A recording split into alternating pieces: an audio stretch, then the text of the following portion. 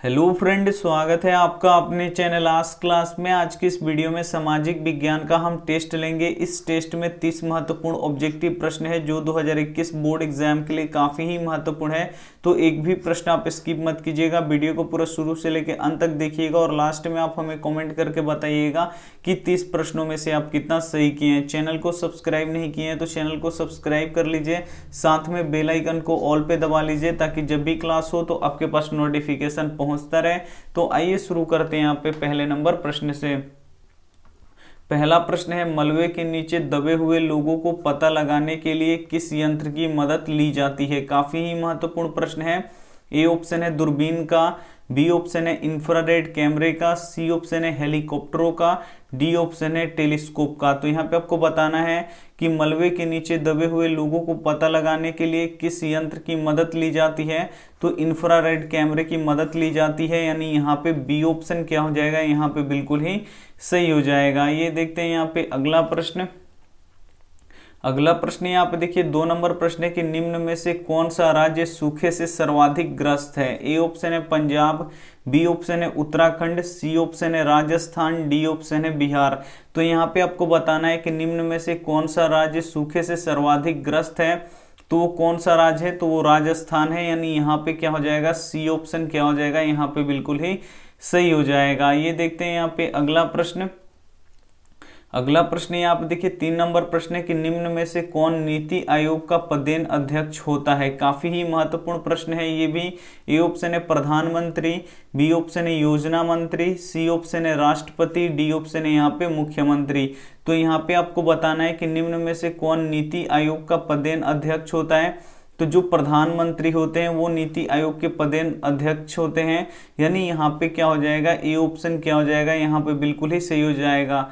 आइए देखते हैं यहाँ पे अगला प्रश्न। अगला प्रश्न यहाँ पे देखिए 4 नंबर प्रश्न है कि सेफ्टी लैंप के आविष्कारक कौन है। ए ऑप्शन है जेम्स वाट, बी ऑप्शन है हम्फ्री डेवी, सी ऑप्शन है जॉन के, डी ऑप्शन है न्यूटन। तो यहाँ पे आपको बताना है कि सेफ्टी लैंप के आविष्कारक कौन है। तो सेफ्टी लैंप के आविष्कारक कौन है, हम्फ्री डेवी है, यानी यहाँ पे क्या हो जाएगा, बी ऑप्शन क्या हो जाएगा, यहाँ पे बिल्कुल ही सही हो जाएगा। ये देखते हैं यहाँ पे अगला प्रश्न। अगला प्रश्न यहाँ पे देखिए 5 नंबर प्रश्न है, भोपाल गैस कांड में कौन सा गैस का रिसाव हुआ था। ये भी काफी ही महत्वपूर्ण है आपके बोर्ड एग्जाम के लिए कि भोपाल गैस कांड में कौन से गैस का रिसाव हुआ था। ए ऑप्शन है मिथाइल आइसोसाइनाइड, बी ऑप्शन है मीथेन, सी ऑप्शन है ब्यूटेन, डी ऑप्शन है क्लोरीन। तो भोपाल गैस कांड में कौन सा गैस का रिसाव हुआ था, तो मिथाइल आइसोसाइनाइड का यहाँ पे रिसाव हुआ था, जिससे हजारों लोग मारे गए थे, यानी यहाँ पे ए ऑप्शन क्या हो जाएगा, यहाँ पे बिल्कुल ही सही हो जाएगा। काफी ही महत्वपूर्ण प्रश्न है, तो एक भी प्रश्न आप स्किप मत कीजिएगा, वीडियो को पूरा शुरू से लेकर अंत तक देखिएगा और लास्ट में आप हमें कॉमेंट करके बताइएगा कि आप 30 प्रश्नों में से कितना सही किए हैं। और वीडियो को लाइक नहीं किए हैं तो वीडियो को आप लोग प्लीज लाइक भी कर दीजिए। आइए देखते हैं यहाँ पे अगला प्रश्न। अगला प्रश्न यहाँ पे देखिए 6 नंबर प्रश्न की चौरी चौरा वर्तमान में किस राज्य में स्थित है। जो चौरी चौरा जगह है वो बताना है कि वर्तमान में किस राज्य में स्थित है। ए ऑप्शन है उत्तर प्रदेश में, बी ऑप्शन है बिहार में, सी ऑप्शन है बंगाल में, डी ऑप्शन है उड़ीसा में। तो चौरी चौरा वर्तमान में किस राज्य में स्थित है, तो ये उत्तर प्रदेश में स्थित है, यानी यहाँ पे ए ऑप्शन क्या हो जाएगा, यहाँ पे बिल्कुल ही सही हो जाएगा। ये देखते हैं यहाँ पे अगला प्रश्न। अगला प्रश्न यहाँ पे देखिए 7 नंबर प्रश्न है, राष्ट्रीय आय का अनुमान सबसे पहले किसने लगाया। ए ऑप्शन है महात्मा गांधी, बी ऑप्शन है नेहरू, सी ऑप्शन है राजेंद्र प्रसाद, डी ऑप्शन है दादा भाई नौरोजी। तो यहाँ पे आपको बताना है कि राष्ट्रीय आय का अनुमान सबसे पहले किसने लगाया, तो दादा भाई नौरोजी ने लगाया, यानी यहाँ पे क्या हो जाएगा, डी ऑप्शन क्या हो जाएगा, यहाँ पे बिल्कुल ही सही हो जाएगा। ये देखते हैं यहाँ पे अगला प्रश्न। अगला प्रश्न यहाँ पे देखिए 8 नंबर प्रश्न है कि भारत का सबसे बड़ा बंदरगाह कौन सा है। ए ऑप्शन है कोलकाता, बी ऑप्शन है चेन्नई, सी ऑप्शन है मुंबई, डी ऑप्शन है कांडला। तो यहाँ पे आपको बताना है कि भारत का सबसे बड़ा बंदरगाह कौन सा है। तो भारत का सबसे बड़ा बंदरगाह मुंबई का बंदरगाह है, यानी यहाँ पे सी ऑप्शन क्या हो जाएगा, यहाँ पे बिल्कुल ही सही हो जाएगा। एक भी प्रश्न आप स्किप मत कीजिएगा, काफी ही महत्वपूर्ण प्रश्न है, तो आप लोग प्लीज वीडियो को शुरू से लेकर अंत तक देखिएगा और लास्ट में आप अपना स्कोर जरूर बताइएगा। ये देखते हैं यहाँ पे अगला प्रश्न 9 नंबर प्रश्न है, इनमें से कौन विनाशकारी आपदा है। इसमें से आपको पहचानना है कि कौन एक विनाशकारी आपदा है। ए ऑप्शन है भूस्खलन, बी ऑप्शन है सुनामी, सी ऑप्शन है बाढ़, डी ऑप्शन है भूकंप। तो यहाँ पे आपको बताना है कि इनमें से कौन एक विनाशकारी आपदा है। तो भूकंप एक विनाशकारी आपदा है, यानी यहाँ पे डी ऑप्शन क्या हो जाएगा, यहाँ पे बिल्कुल ही सही हो जाएगा। ये देखते हैं यहाँ पे अगला प्रश्न। अगला प्रश्न यहाँ पे देखिए 10 नंबर प्रश्न है कि निम्न में से कौन सी मिट्टी सर्वाधिक उपजाऊ होती है। यहाँ पे बताना है कि वो कौन सी मिट्टी है जो सर्वाधिक यानी सबसे अधिक उपजाऊ है। ए ऑप्शन है पर्वतीय मिट्टी, बी ऑप्शन है मरुस्थलीय मिट्टी, सी ऑप्शन है पीली मिट्टी, डी ऑप्शन है जलोढ़ मिट्टी। तो निम्न में से कौन सी मिट्टी सर्वाधिक उपजाऊ है। तो यहाँ पे जो जलोढ़ मिट्टी है वो सर्वाधिक यहाँ पे उपजाऊ होती है, यानी यहाँ पे डी ऑप्शन क्या हो जाएगा, यहाँ पे बिल्कुल ही सही हो जाएगा। ये देखते हैं यहाँ पे अगला प्रश्न।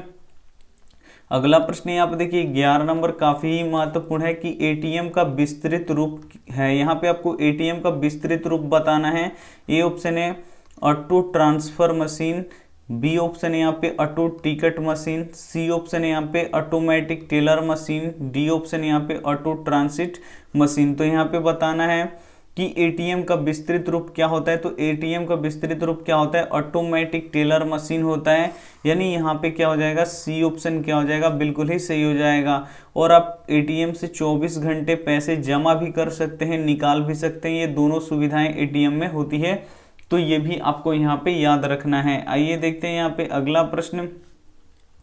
अगला प्रश्न यहाँ पे देखिए 12 नंबर प्रश्न है, भूकंप की तीव्रता किस यंत्र से मापी जाती है। ए ऑप्शन है दूरबीन, बी ऑप्शन है फोकस, सी ऑप्शन है रिक्टर स्केल, डी ऑप्शन है थर्मामीटर। ये भी काफी ही महत्वपूर्ण प्रश्न है कि भूकंप की तीव्रता किस यंत्र से मापी जाती है।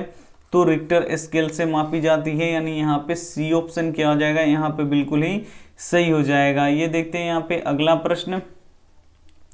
अगला प्रश्न यहाँ आप देखिए 13 नंबर प्रश्न है कि दाल किस पौष्टिक अंश का स्रोत है। ए ऑप्शन है कार्बोहाइड्रेट, बी ऑप्शन है प्रोटीन, सी ऑप्शन है विटामिन डी, डी ऑप्शन है यहाँ पे वसा। तो यहाँ पे आपको बताना है कि जो दाल है वो किस पौष्टिक अंश का स्रोत है। तो ये प्रोटीन का है, यानी यहाँ पे क्या हो जाएगा, बी ऑप्शन क्या हो जाएगा, यहाँ पे बिल्कुल ही सही हो जाएगा। ये देखते हैं यहाँ पे अगला प्रश्न।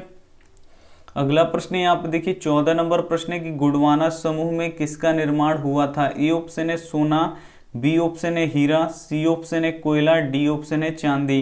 तो गोंडवाना समूह में किसका निर्माण हुआ था। तो यहाँ पे कोयले का हुआ था, यानी यहाँ पे सी ऑप्शन क्या हो जाएगा, यहाँ पे बिल्कुल ही सही हो जाएगा। ये देखते हैं यहाँ पे अगला प्रश्न। अगला प्रश्न यहाँ पे देखिए 15 नंबर प्रश्न है, भारतीय रिजर्व बैंक की स्थापना कब हुई थी। ए ऑप्शन है 1934 ईस्वी को, बी ऑप्शन है 1935 ईस्वी को, सी ऑप्शन है 1948 ईस्वी को, डी ऑप्शन है यहाँ पे 1951 ईस्वी को। तो यहाँ पे आपको बताना है कि भारतीय रिजर्व बैंक की स्थापना कब हुई थी। तो 1935 ईस्वी को हुई थी, यानी यहाँ पे बी ऑप्शन क्या हो जाएगा, बिल्कुल ही सही हो जाएगा। आइए देखते हैं यहाँ पे अगला प्रश्न।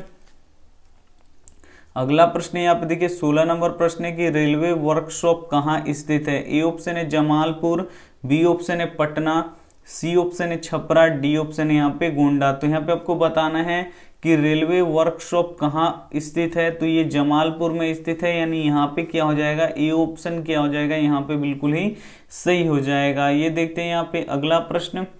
अगला प्रश्न यहाँ पे देखिए 17 नंबर प्रश्न है कि कागज का आविष्कार सबसे पहले किस देश में हुआ था। ए ऑप्शन है चीन, बी ऑप्शन है जर्मनी, सी ऑप्शन है जापान, डी ऑप्शन है रोम।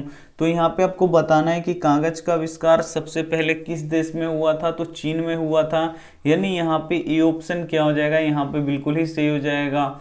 एक भी प्रश्न आप स्किप मत कीजिएगा, वीडियो को प्लीज़ आप लोग शुरू से लेकर अंत तक देखिएगा। वीडियो को लाइक नहीं किए तो प्लीज़ आप लोग वीडियो को लाइक भी कर दीजिएगा। ये देखते हैं अगला प्रश्न 18 नंबर, चिपको आंदोलन निम्न में से किससे संबंधित है।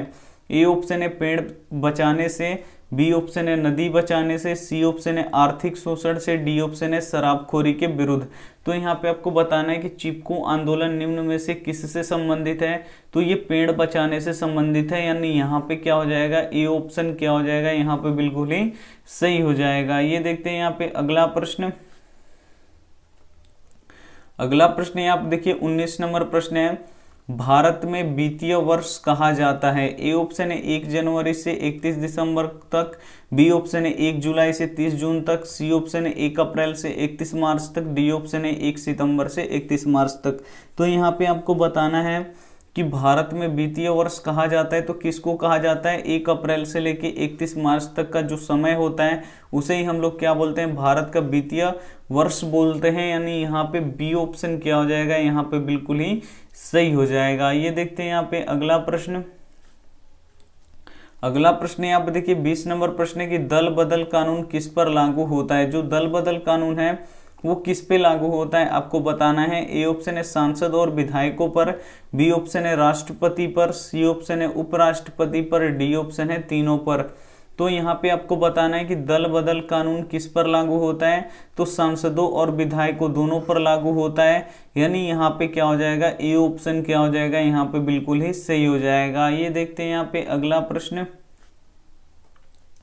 अगला प्रश्न यहाँ पे देखिए 21 नंबर प्रश्न है कि अंकोर वाट का मंदिर कहाँ स्थित है। ए ऑप्शन है जापान, बी ऑप्शन है काम्बोडिया, सी ऑप्शन है थाईलैंड, डी ऑप्शन है चीन। 21 नंबर प्रश्न काफी ही महत्वपूर्ण है कि अंकोर वाट का मंदिर कहाँ स्थित है। तो अंकोर वाट का मंदिर कहाँ पे स्थित है, कंबोडिया में स्थित है। यानी यहाँ पे बी ऑप्शन क्या हो जाएगा, यहाँ पे बिल्कुल ही सही हो जाएगा। ये देखते हैं यहाँ पे अगला प्रश्न। अगला प्रश्न यहाँ पे देखिए 22 नंबर प्रश्न है कि टीपू सुल्तान कहाँ के शासक थे। जो टीपू सुल्तान थे वो कहाँ के शासक थे आपको बताना है। ए ऑप्शन है मैसूर, बी ऑप्शन है शिमला, सी ऑप्शन है कश्मीर, डी ऑप्शन है दिल्ली। तो आपको बताना है यहाँ पे कि टीपू सुल्तान कहाँ के शासक थे। तो टीपू सुल्तान मैसूर के शासक थे। यानी यहाँ पे ए ऑप्शन क्या हो जाएगा, यहाँ पे बिल्कुल ही सही हो जाएगा। ये देखते हैं यहाँ पे अगला प्रश्न।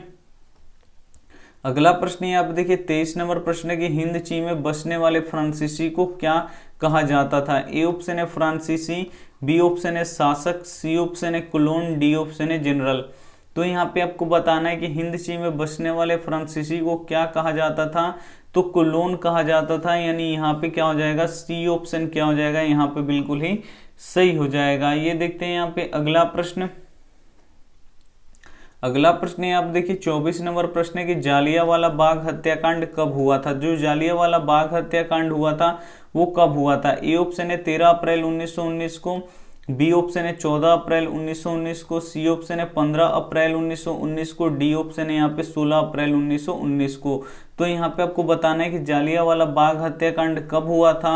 तो ये 13 अप्रैल 1919 को हुआ था। यानी यहाँ पे ए ऑप्शन क्या हो जाएगा, यहाँ पे बिल्कुल ही सही हो जाएगा। एक भी प्रश्न आप स्किप मत कीजिएगा, वीडियो को पूरा शुरू से लेके अंत तक देखिएगा और लास्ट में आप हमें कमेंट करके बताइएगा कि आपका 30 प्रश्नों में से कितना सही हुआ। आइए देखते हैं यहाँ पे अगला प्रश्न 25 नंबर प्रश्न है कि अंकोर वाट का मंदिर किस हिंदू देवता को समर्पित है। ए ऑप्शन है विष्णु, बी ऑप्शन है ब्रह्मा, सी ऑप्शन है शिव, डी ऑप्शन है यहाँ पे इंद्र। तो यहाँ पे आपको बताना है कि अंकोर वाट का मंदिर किस हिंदू देवता को समर्पित है। तो विष्णु देवता को समर्पित है।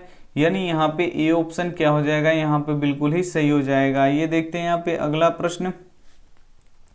अगला प्रश्न यहाँ पे देखिए 26 नंबर प्रश्न है कि भारत में चुनाव का सर्वोच्च अधिकारी कौन होता है। ए ऑप्शन है निर्वाचन आयुक्त, बी ऑप्शन है मुख्य निर्वाचन आयुक्त, सी ऑप्शन है राष्ट्रपति, डी ऑप्शन है यहाँ पे प्रधानमंत्री।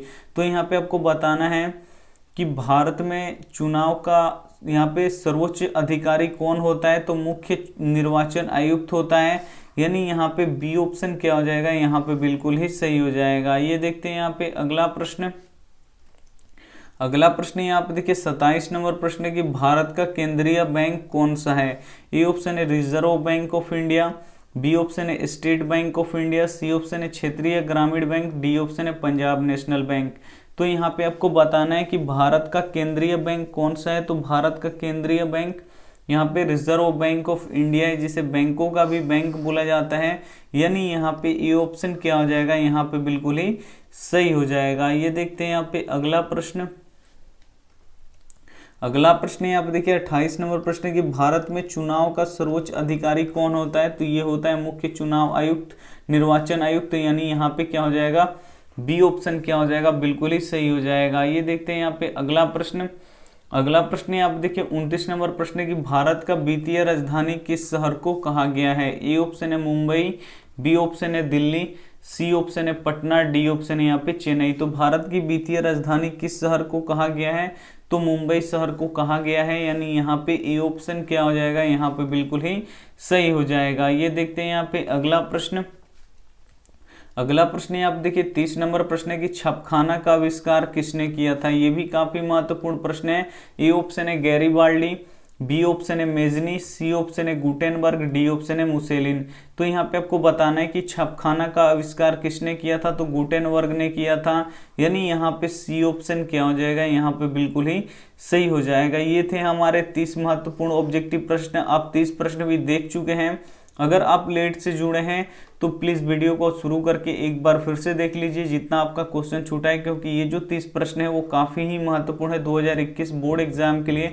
अगर इसमें से कोई भी प्रश्न, अगर जो भी प्रश्न आपको याद नहीं है उसे नोटबुक पे लिख के जरूर याद कर लीजिएगा, और 30 प्रश्नों में से आपका जितना सही है उतना आप हमें कॉमेंट करके ईमानदारी पूर्वक जरूर बताइएगा। आइए देख लेते हैं यहाँ पे होमवर्क प्रश्न। होमवर्क प्रश्न यहाँ पे देखिए, वेदों की ओर लौटो का नारा किसने दिया था। ए ऑप्शन है रामकृष्ण परमहंस, बी ऑप्शन है स्वामी विवेकानंद, सी ऑप्शन है स्वामी दयानंद सरस्वती, डी ऑप्शन है यहाँ पे मोहन राय। तो इसमें से जो भी कमेंट आपको सही लगे वो आप हमें कमेंट कर दीजिएगा। आपके कमेंट का इंतजार रहेगा, हम आपके कमेंट का यहाँ पे रिप्लाई जरूर देते हैं। वीडियो को लाइक नहीं किए तो वीडियो को लाइक कर दीजिएगा, अपने दोस्तों के पास इस वीडियो को जरूर शेयर कीजिएगा।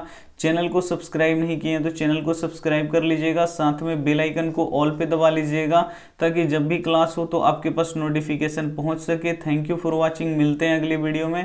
तब तक अपना ध्यान रखिए, मन लगा के पढ़ाई कीजिए। Take care and bye.